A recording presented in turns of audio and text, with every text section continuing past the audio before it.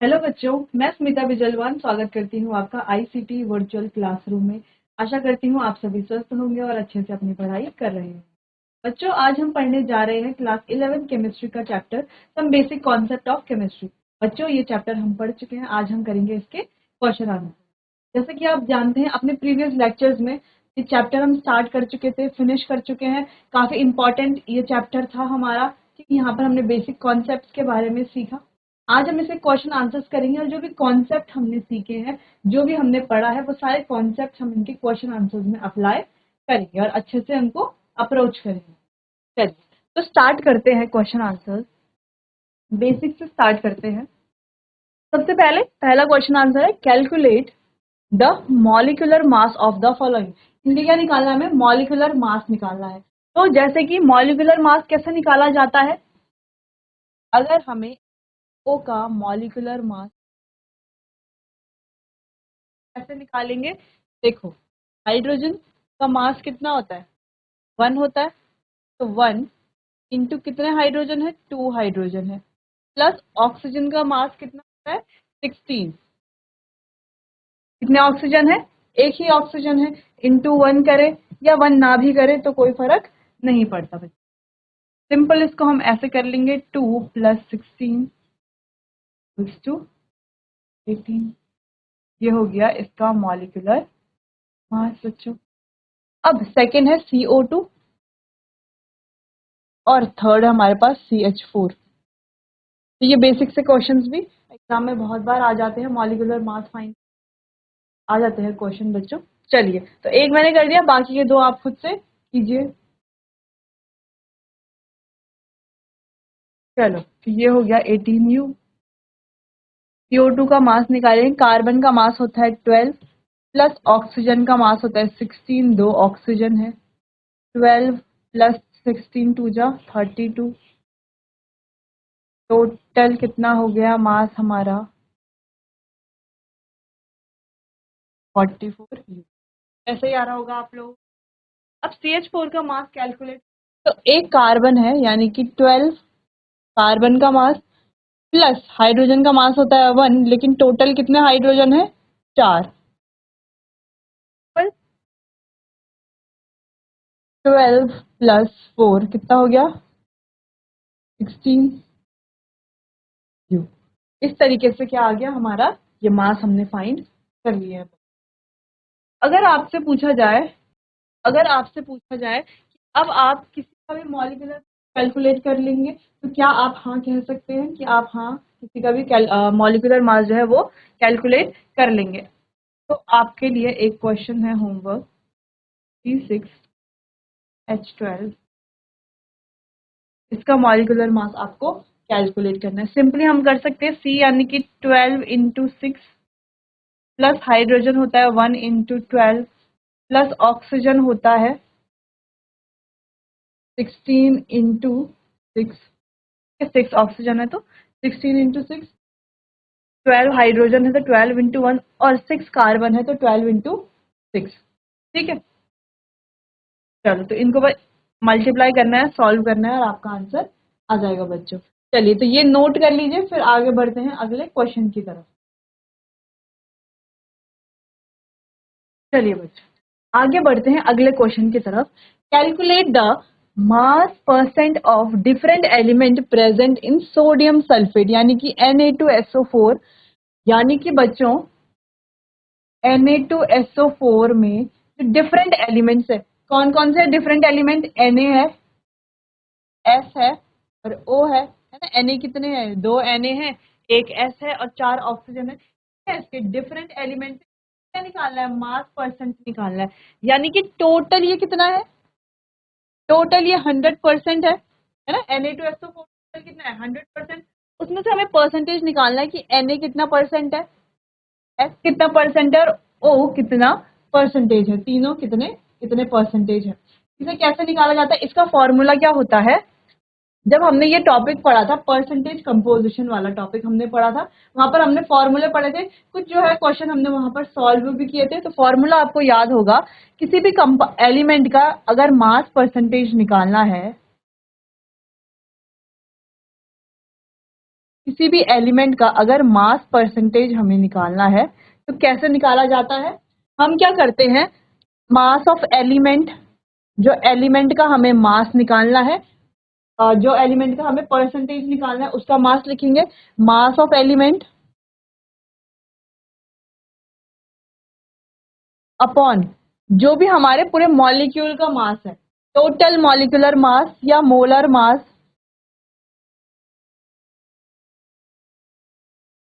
या हम कहें टोटल मास कितना है, इनटू 100। जब ये परसेंटेज निकालते हैं तो कैसे निकालते हैं, अगर हमारे पास क्या है, 100 नंबर का पेपर है, ठीक है बच्चों, और हमारे कितने आए हैं, 50% आए हैं, 50 नंबर आए हैं, तो हम कैसे निकालेंगे, 50/100 × 100, 50/100 करते हैं तो हमारे कितना आ जाता है, 50%।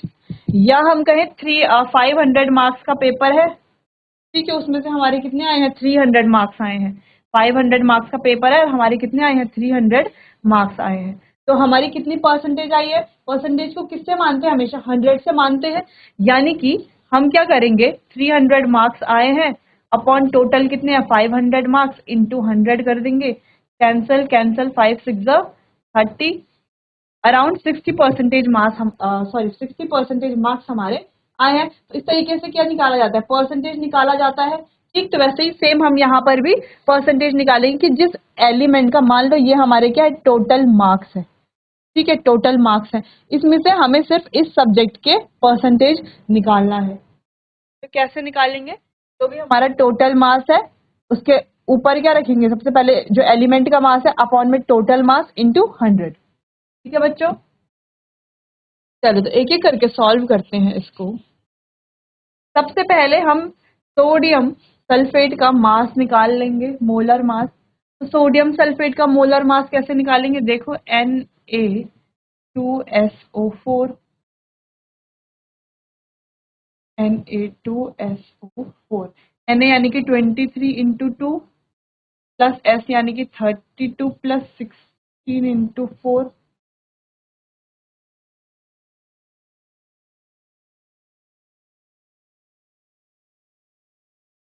इसी तरीके से कुछ आएगा।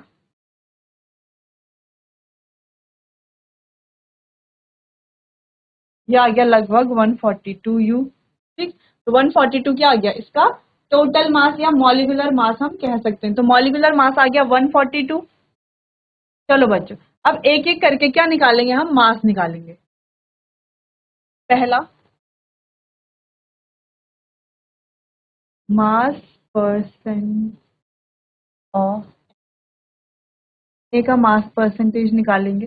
देखो Na का मास कितना है हमारे पास, 46, 2 Na है ना, क्योंकि 2 Na का मास निकालेंगे 46। हम चाहे तो एक Na का निकाल सकते हैं, मास में 23/142 इंटू 100, फिर जो आंसर आया उसको 2 से मल्टीप्लाई करेंगे, क्योंकि हमारे पास टोटल कितने Na है, 2 Na है। या सिंपल हम सीधा 2 Na का मास भी यहाँ पर लिख सकते हैं। चलो, 2 Na का मास कितना गया, 46/142 इंटू 100। ठीक, कैलकुलेट करेंगे। Second, mass percent of sulphur, sulphur का मास कितना है, 32/142 इंटू 100। ठीक, इतना हो गया। और थर्ड है हमारा मास परसेंट ऑफ ऑक्सीजन, सेम ऐसे ही निकालेंगे, 16 4 जा 64 अपॉन 142 इंटू 100। सॉल्व कर लेंगे बच्चों इसे, कितना आएगा, देखो कैंसिल करो, ये आएगा लगभग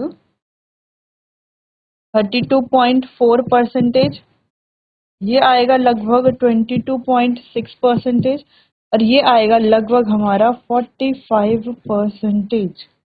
तो बच्चों, अगर हम इन तीनों परसेंटेज को कैलकुलेट करें तो टोटल कितना आना चाहिए हमारा, 100%। तो आ रहा है क्या 100%, देखो 22.4%, 32.4%, 22.6% और 45%।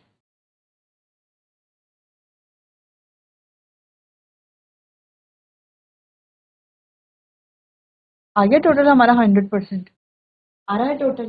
ठीक है, यानी कि जो हमने मास निकाला है वो क्या है, करेक्ट परसेंटेज हमने निकाला है, क्योंकि टोटल करके कितना हो रहा है, 100% हो रहा है।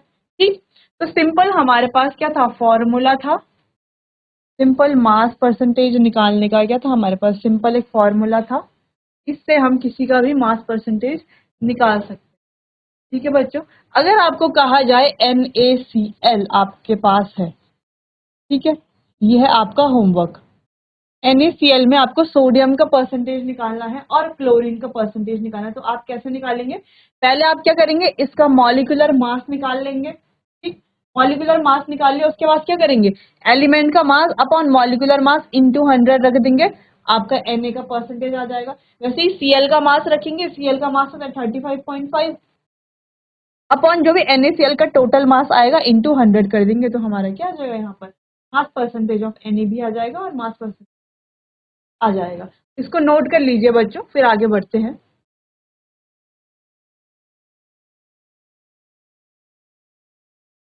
चलिए बच्चों, आगे बढ़ते हैं अगले क्वेश्चन की तरफ। अगला क्वेश्चन आपने देखा होगा, जो हमने empirical formula, molecular formula, chapter का बहुत इंपॉर्टेंट टॉपिक है। तो यहाँ पर determine the empirical formula of an oxide of iron, iron का ऑक्साइड है which has 69% of iron, 30.1% of dioxygen by mass. ठीक है, तो ये इनका परसेंटेज बाय मास दे रखा है। ठीक है, तो हमें क्या निकालना है, इंपेरिकल फॉर्मूला निकालना है। अब सबसे पहले दो चीजें हमारे पास होती है, empirical formula and molecular formula. बच्चों एक फॉर्मूला हमने पढ़ा था, N is equals to molecular formula mass upon empirical formula mass. और जब भी हमें मॉलिक्यूलर फॉर्मूला निकालना है तो molecular formula is equals to N into empirical formula, ऐसे निकालते हैं हम। ये फॉर्मूला हमने पढ़ा था कि जब हमें N की वैल्यू निकालनी है तब तो मॉलिक्यूलर फॉर्मूला के मास अपॉन में क्या रखते हैं, इंपेरिकल फॉर्मूला का मास। ठीक, लेकिन जब हमें मॉलिक्यूलर फॉर्मूला निकालना है तो क्या करते हैं, N इंटू इंपेरिकल फॉर्मूला, और N की वैल्यू यहाँ से हम फाइंड करते हैं। है बच्चों, तो डिफरेंस क्या है मॉलिक्यूलर फॉर्मूला में और इंपेरिकल फॉर्मूला में, जैसे कि हमने चैप्टर में भी डिस्कस किया था कि मॉलिक्यूलर फॉर्मूला क्या होता है, एग्जैक्ट नंबर ऑफ एटम्स को रिप्रेजेंट करता है किसी फॉर्मूले में, है ना, एग्जैक्ट नंबर ऑफ एटम्स क्या है। जबकि इंपेरिकल फॉर्मूला क्या होता है, सिंपलेस्ट होल नंबर रेशियो होता है, किसी भी फॉर्मूले का यह सिंपलेस्ट होल नंबर रेशियो है। जैसे कि हम कहें C6H12O6, ये तो क्या है मॉलिक्यूलर फॉर्मूला, क्योंकि exact carbon number, exact hydrogen number क्या कर रहा है, डिटरमाइन कर रहा है। ठीक है, लेकिन अगर हम यही कहें C1O1, ठीक है, अगर हम इस पूरे को क्या कर दे, 6 से हमने डिवाइड कर दिया, हमारा इस तरीके से आ जाएगा। तो ये क्या हमारा इंपेरिकल, ये हमारा मॉलिक्यूलर फॉर्मूला है, और ये क्या है, इसका इंपेरिकल फॉर्मूला है। तो इंपेरिकल फॉर्मूला क्या होता है, सिंपलेस्ट होल नंबर रेशियो। ठीक है बच्चों, चलो इतना तो हमने चैप्टर में पढ़ ही लिया था। अब इसका क्वेश्चन कर लेते हैं सॉल्व। तो हमने क्या कहा था, सबसे पहले जो एलिमेंट्स दिए गए हैं उन्हें लिखते हैं। ठीक, एलिमेंट्स के बाद जो भी हमें परसेंटेज एबंडेंस दिया है, या मास दिया है, या कोई रेशियो दिया है, उसके अपॉन में हम उसका लिखते हैं मोलर मास। ठीक है, ये जो भी उसका मास है अपॉन में, फिर हम लिखते हैं simplest whole number ratio.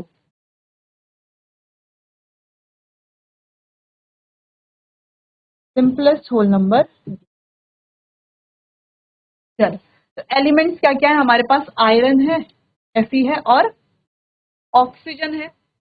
Fe कितना दे रखा है हमें, 69.9% अपॉन इसका मॉलिक्यूलर मास क्या होता है, Fe का मास कितना होता है, इसका मास है 55.85। वही ऑक्सीजन दिया है हमें 30.1%, और इसका मास होता है 16। सॉल्व करेंगे अगर हम, तो ये आएगा बच्चों लगभग 1.25, ये आएगा 1.88। ठीक, अब हम क्या करते थे, इसको 1.25 को सिंपलेस्ट होल नंबर रेशियो में लिखेंगे, तो जो छोटी वैल्यू है उससे क्या कर लेंगे, डिवाइड कर लेंगे। सॉल्व करेंगे, ये आ गया 1, ये आएगा लगभग 1.5। 1.5 तो कोई फॉर्मूला हमने देखा नहीं, फिर हम क्या करते हैं, इसको सिंपलेस्ट फॉर्म में ले आते हैं। 1 का मल्टीप्लाई करेंगे तो कोई फर्क नहीं पड़ेगा। अगर हम 2 से करते हैं तो क्या हो जाएगा, ये हो जाएगा 2 और ये हो जाएगा 3। ये क्या आ गया हमारा, प्लस होल नंबर रेशियो आ गया 2:3, यानी कि Fe2O3। ये क्या आ गया हमारा एम्पेरिकल फॉर्मूला। क्या आ गया, empirical formula. Simplest whole number ratio से हमने सिंपली क्या किया, एलिमेंट्स को लिखा जो हमें क्वेश्चन में गिवन है। आधा से ज्यादा तो क्वेश्चन में हमें गिवन है, ठीक, तो क्वेश्चन में जो परसेंटेज हमें गिवन है वो हमने लिख दिया, अपॉन कर लिया हमने इनका क्या है, जो भी इनका मास था। मास हमें पता होना चाहिए और कई बार हमें क्वेश्चन में भी मास दिया रहेगा, ठीक है। तो ये हमने निकाल दिया, फिर इनका सिंपलेस्ट होल नंबर रेशियो किया, सॉल्व करके हमारा क्या है Fe2O3, यानी कि 2:3 आया यहाँ पर, 2:3। क्या हो गया ये Fe2O3, ठीक है बच्चों। चलिए तो इसको नोट कर लीजिए, फिर आगे बढ़ते हैं। चलिए बच्चों, तो ये तो हो गया सिंपल, ये हमारे एनसीईआरटी के क्वेश्चन आंसर्स है बच्चों, जो हम आज सॉल्व कर रहे हैं। एक और क्वेश्चन है, ये क्वेश्चन कुछ कुछ पिछले क्वेश्चन की तरह लग रहा है कि मॉलिक्यूलर फॉर्मूला का ऑक्साइड, हमें क्या निकालना है, मॉलिक्यूलर फॉर्मूला निकालना है। पीछे वाला क्वेश्चन क्या था बच्चों, इंपेरिकल फॉर्मूला बताना है। ये वाला क्वेश्चन क्या है, मॉलिक्यूलर फॉर्मूला बताना है, ठीक। मॉलिक्यूलर फॉर्मूला फाइंड करना है। मास परसेंटेज ऑफ आयरन का मास परसेंटेज दिया हुआ है और ऑक्सीजन का मास परसेंटेज दिया हुआ है। सेम वैसे ही तो है पिछले क्वेश्चन की तरह, आयरन का मास परसेंटेज है 69.9% और ऑक्सीजन का मास परसेंटेज है 30.1%। Given that the molar mass of the oxide, अब इसमें जो ऑक्साइड बन रहा है उसका मोलर मास भी दिया हुआ है, यानी कि जो इसका मॉलिक्यूलर फॉर्मूला आएगा ना, उसका मोलर मास पहले से ही दिया हुआ है, ठीक। चलो, तो ये सब तो हमें दिया हुआ है और हमें मॉलिक्यूलर फॉर्मूला निकालना है।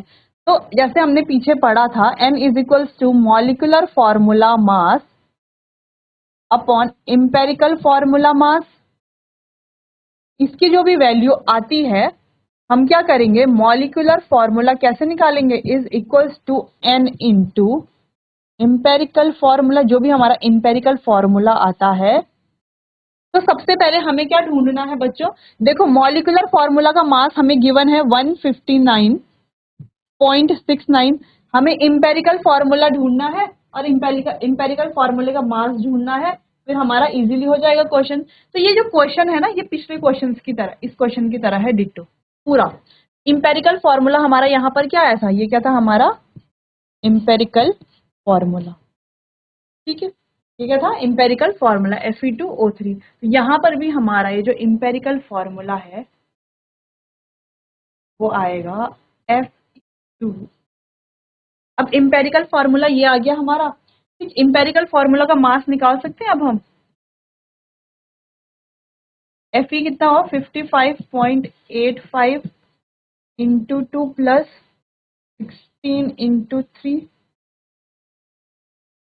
ये आएगा लगभग 159.7, ठीक है बच्चों। इंपेरिकल फॉर्मूला का मास लगभग कुछ इतना आएगा। फॉर्मूला ये वाला n is equals to mf, n is equals to molecular formula का मास है 159.69 अपॉन इंपेरिकल फॉर्मूला का मास है 157। सॉल्व करेंगे, अप्रॉक्स क्या आएगी वैल्यू, 1 आएगी अप्रॉक्स, ठीक है। अप्रॉक्स n की वैल्यू आ गई।